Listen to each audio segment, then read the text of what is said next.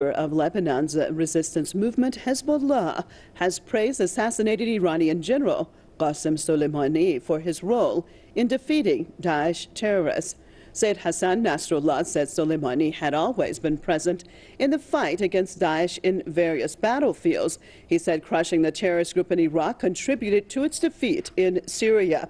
Nasrallah also said Daesh was a threat to all regional countries, as well as to those who supported the takeover group. Hezbollah's chief said all regional countries should be grateful to Soleimani and his fellow fighters for the sacrifices they made to defend all the people of the region.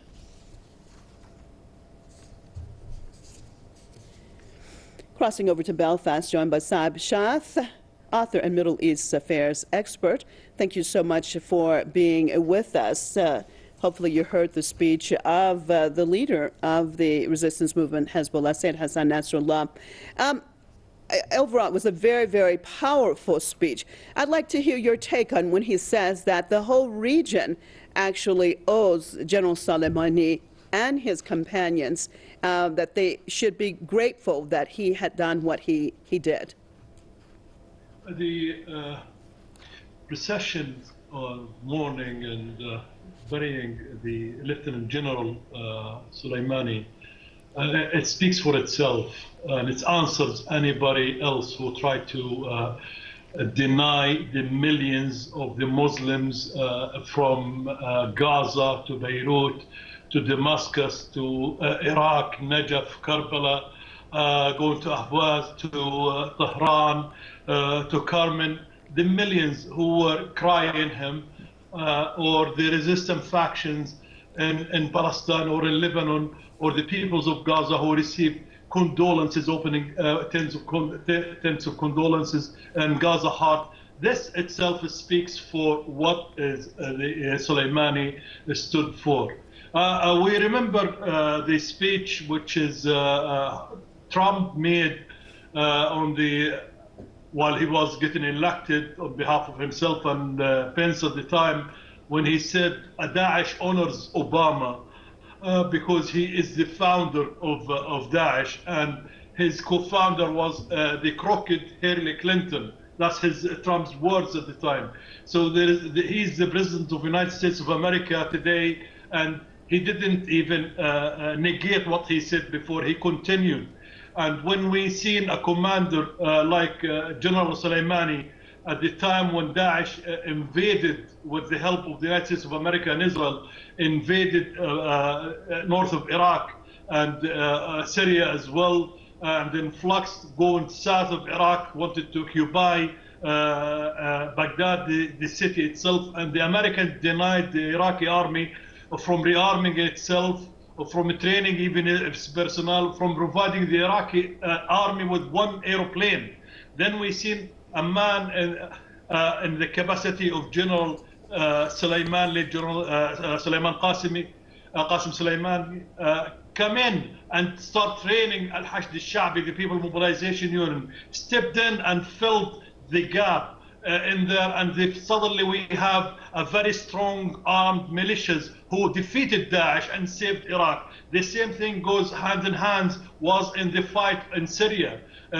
Helped a lot of the Syrian in joining the army or militias supporting the army to defeat Daesh. The same thing in Lebanon. If he wasn't involved in supporting the Lebanese resistance in there, Lebanon won't be the same today. Would it be controlled by takfiri groups? This is what led the cooperation, as the ABC News said, the American ABC News said, between the Israelis, Mossad, and the Americans in tracking this man, formidable man, who stopped them from dominating the region through these takfiri groups. And I want to add, we remember the casualties of Daesh in south of Syria. These Israel made for them makeshift hospitals in the and treated them and backed them up and sent them back to fight the Syrian people. The Daesh destroyed over 180,000 houses in Iraq alone, inflicted unbelievable destruction in the country, worth over $600 billion of damage in the infrastructure. That's in Iraq. looting its oil and smuggling the oil out of the country under the watchful eyes of the United States of America. If they wanted to deny Daesh were not their outfit and they were fighting it, they should have stopped the smuggling at least. And when we see Daesh and the alliance of the United States of America fighting in the grounds of Iraq, they fight for one purpose, to destroy the country, no more.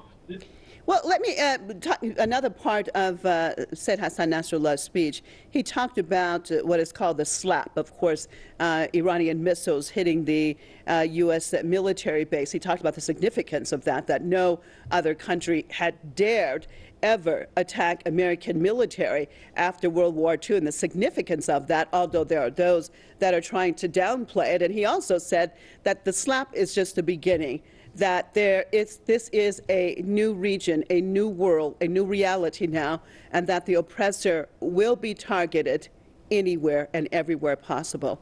Your thoughts? The images which the CNN broadcasted from al-Assad military base speaks for itself. The correspondent was there and she assessing the damage, and the personnel in there, they're telling her they never saw anything like that. Terrifying. And the damage, she said, which is by stroke of luck or somebody, as she said, there is no casualties in there. But the facilities, it's the destruction facilities is huge. And that's a huge slap in the face and telling the Americans and their alliance what they're going to face in the future. We can understand from the former speech of Hassan Nasrallah, Sayyid Hassan Nasrallah, when he said there is no one equivalent to in the United States of America, any figure in the United States of America equivalent to the hero, the General Qassim Soleimani, in terms of retaliation. And he put it, the minimum thing will be to deny them at least the safe existence in the Middle East, and to be after them till they evacuate the whole region. This is the revenge. This is the start of the revenge for the Americans was on al-Assad.